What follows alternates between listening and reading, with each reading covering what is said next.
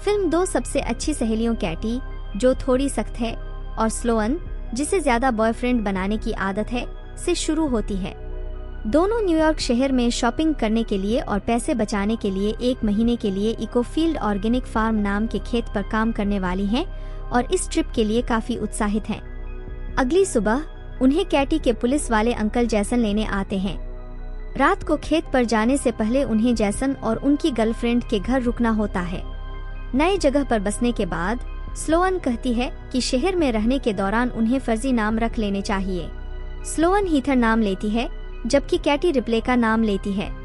अगले दिन अंकल जैसन उन्हें उस स्टेशन पर छोड़ देते हैं जहां से उन्हें खेत जाने के लिए बस मिलेगी। एक अच्छे पुलिस अंकल होने के नाते जैसन उन्हें बताता है कि अगर वे मुसीबत में पड़ जाएं तो उन्हें एक कोड वर्ड इस्तेमाल करना चाहिए।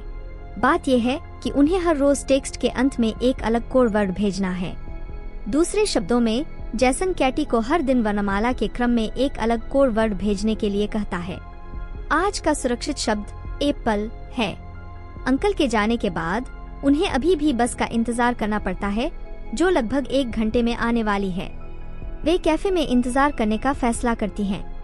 वहां 2 लड़कों का ध्यान उन पर जाता है और वे उनके साथ एक टेबल शेयर कर लेती हैं। दोनों लड़कियां उन्हें रात को बनाए गए फर्जी नाम बताती हैं, जबकि लड़के अपने आप को जेड और लुकास नाम के भाई बताते हैं। लड़के उन्हें उनके काम करने की जगह तक छोड़ने की पेशकश करते हैं और हालांकि कैटी शुरू में मना कर देती है, लेकिन स्लोअन की बिना कुछ कहे विनती मान लेती है। वे दोनों लड़कों के नीले ट्रक में बैठ जाती हैं। हालांकि चीजें योजना के अनुसार नहीं चलती। जेड जानबूझकर उस खेत को पार कर जाता है जहां कैटी और स्लोअन काम करती हैं, जिससे दोनों महिलाएं कंफ्यूज हो जाती हैं। आखिरकार वे पहुंचती हैं। जेड और लुकास की संदिग्ध मां उनका स्वागत करती है और उन्हें खेत जाने से पहले चाय पीने के लिए कहती है। अंदर जाने के बाद कैटी को उसके पुलिस वाले अंकल का टेक्स्ट आता है और उनके तयशुदा कोड वर्ड के साथ वह उसे बता देती है कि वह ठीक है। इस बीच दोनों लड़कियां पाई खाती हैं और कुछ चाय पीती हैं, जो शायद उन्हें नहीं पीनी चाहिए थी, लेकिन फिर भी वे पी लेती हैं। उनका नजर धुंधला हो जाता है क्योंकि पता चलता है कि उनके पेय में कोई नशा था। कुछ गड़बड़ होने का एहसास होने के बाद दोनों अपनी जान बचाने के लिए तुरंत भागती हैं। दुर्भाग्य से जेड और लुकास उन्हें बेहोश कर देते हैं और उन्हें वापस अंदर ले जाते हैं। अगले दिन कैटी और स्लोअन जंगल के बीच में घबराई हुई और जंजीरों से बंधी हुई हैं। जेड उनके पास आता है और उन्हें बताता है कि अब वे यहीं रहेंगी और उन्हें कपड़े, बिस्तर और शौचालय जैसी बुनियादी सुविधाएं दी जाती हैं। अगले दृश्य में कैटी और स्लोअन अब कपड़े पहने हुए हैं। जेड का बॉस बोरिस आता है और यह पता लगाने के लिए कैटी का फोन ले लेता है कि क्या कोई उन्हें ढूंढ रहा है। इस दौरान उसे पता चलता है कि कैटी और स्लोअन ने अपने नाम के साथ साथ टेक्स्ट मैसेज में इस्तेमाल किए गए कोड वर्ड के बारे में भी झूठ बोला था। आखिरकार कैटी और स्लोअन उसे बताने के लिए मजबूर हो जाते हैं कि एप्पल एक सुरक्षा शब्द है। जैसे ही सब कुछ ठीक हो जाता है, कैटी और स्लोअन जंगल में बने नहाने के झूठे सामानों से नहाने की तैयारी कर रही होती हैं। तभी शहर का शेरिफ बंदूक तानकर वहां आ जाता है। जैसा कि पता चलता है, शेरिफ एक बहुत बुरा आदमी है जो लड़कियों की तस्करी को सहन करता है और वह उनमें से किसी एक के साथ बलात्कार करने आया है। दुष्ट शेरिफ अपनी हरकतें करने के बाद घबराई हुई कैटी को दिलासा देने के लिए स्लोअन उसके पास जाती है।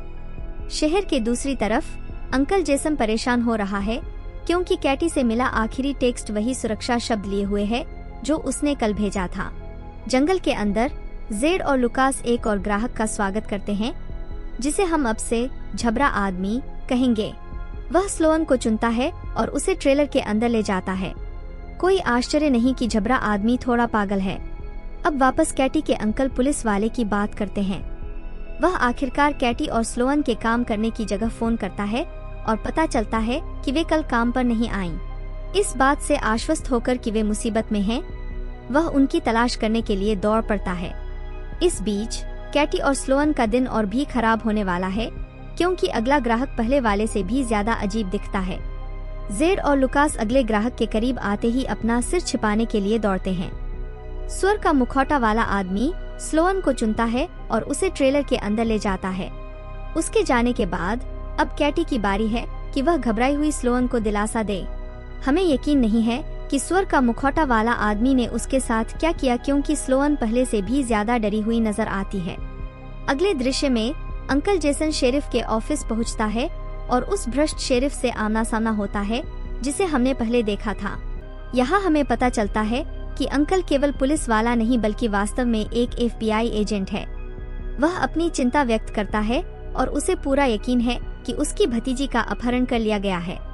कहानी को और भी दिलचस्प बनाने के लिए किसी कारण से FBI अंकल शेरिफ को यह बताने का फैसला करता है कि उसे कैसे पता चला कि वे मुसीबत में हैं, क्योंकि कैटी ने अपने भेजे गए लेटेस्ट टेक्स्ट मैसेज में नए कोड वर्ड का इस्तेमाल नहीं किया। जंगल वापस आकर शेरिफ ने जाहिर तौर पर अपहरणकर्ताओं को बता दिया है कि केटी का चाचा एक FBI एजेंट है और केटी ने उन्हें सेफ वर्ड के बारे में झूठ बोला था। बोरिस नाम का सरगना अपने तस्करी के धंधे में FBI को नहीं घुसने देना चाहता, इसलिए जेफ को दोनों को मारने और उनकी लाशें ठिकाने लगाने का आदेश देता है। मगर उन्हें ये नहीं पता कि केटी उनकी बातें चुपके से सुन रही है।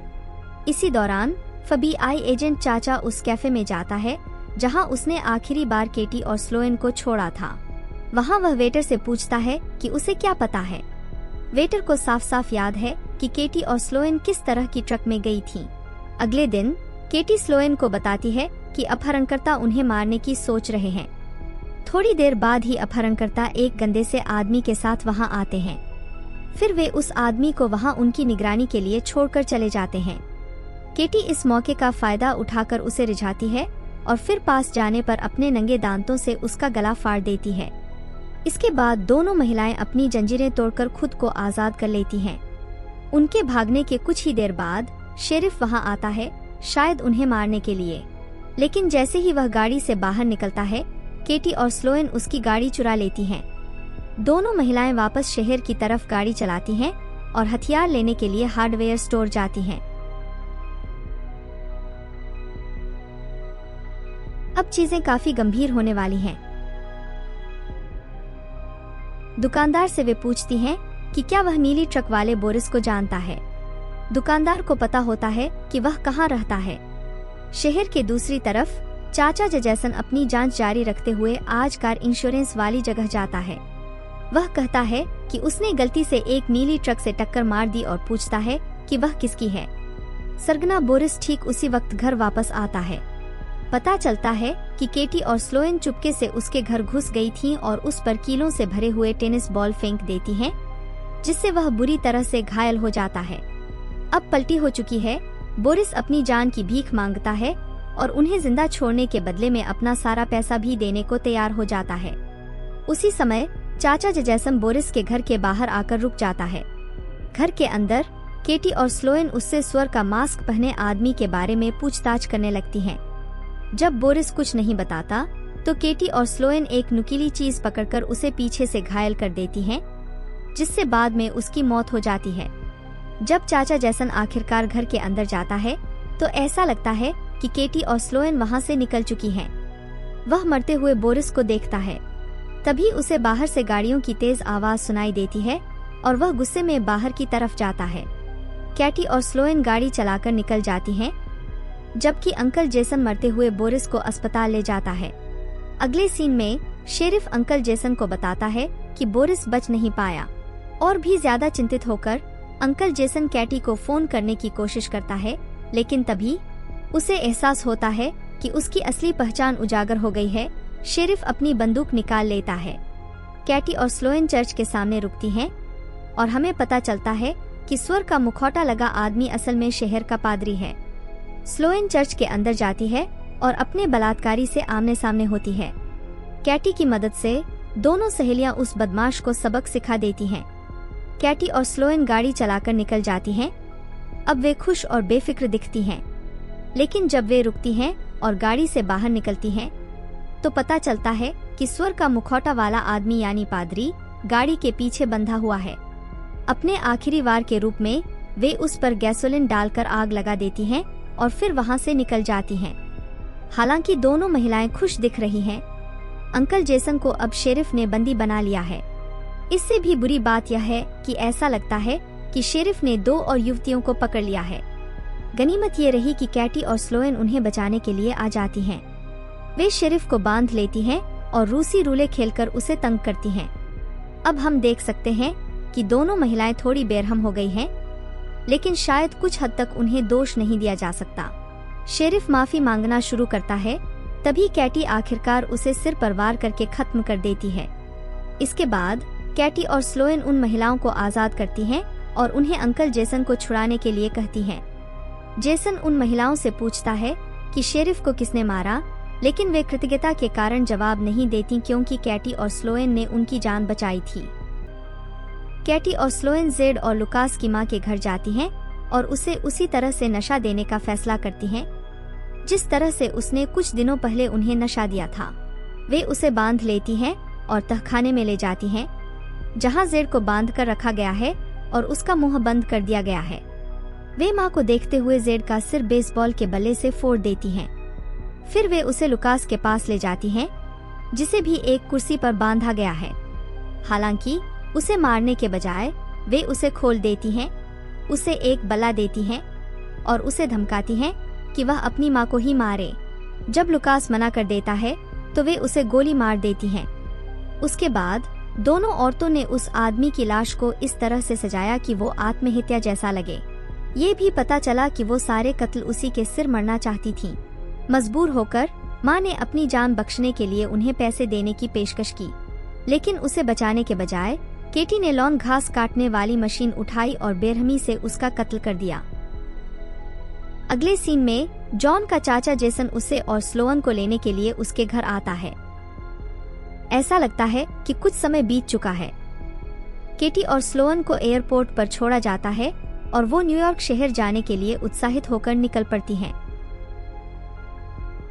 इस तरह के और वीडियो के लिए सब्सक्राइब करें, नोटिफिकेशन चालू करें और लाइक छोड़ें। देखने के लिए धन्यवाद।